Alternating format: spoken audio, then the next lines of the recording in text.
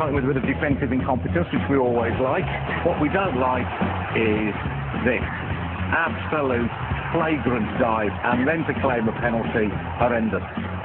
A bit of the same going on from Pedersen, who jumps a shadow here too. And this season there was so much about it, even the refs were getting involved.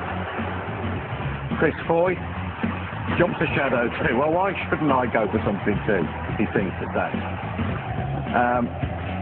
A bit of this never goes amiss, although don't do it at school, lads. And Yakubu gets a little bit from Panstill here. Yakubu's, that's our sound effect, by the way. Yakubu's indignation just makes me laugh more every time. Very much. Managers, we do like to get this crafty insight into their expertise, the things they spot that we can't see. Always good advice, that, isn't it? Hand signals have been fertile territory for us. Emu, you know Emu, says Gary, he's going to get it. Emu gets it, unless you sort yourselves out. Yep, and he shrugs. This is David Moyes celebrating, yes, celebrating a goal. This is David Moyes when he's happy. This is his happy face.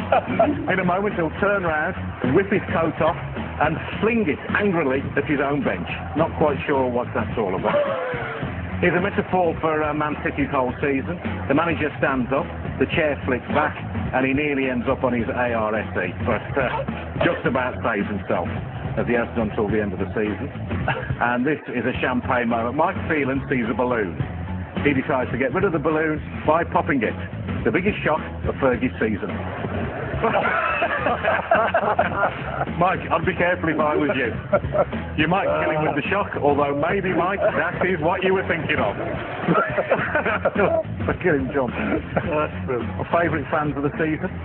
Mr. Strong, he certainly is. He's an Arsenal fan. If he says it's Tuesday, it is Tuesday. I like the cut of his jib. He's an Arsenal fan too. Scary, has a little dance, and then goes ballistic. I don't want to see him up a dark alley either. The scariest fan of all, though, I think this was... It was a moment I knew back in August West Brom's season was going to work out. When even the ball boys can't stay on the seat, you know you're going to have trouble staying in the Premier League. Up she goes. There was a bit of the Devon lock about that, jumping a shadow. And here we see Scott Carson doing what most West Brom fans will do when they look back at the season. Jump in horror. I don't know what he saw, but it's what we all feel when we look back on this year.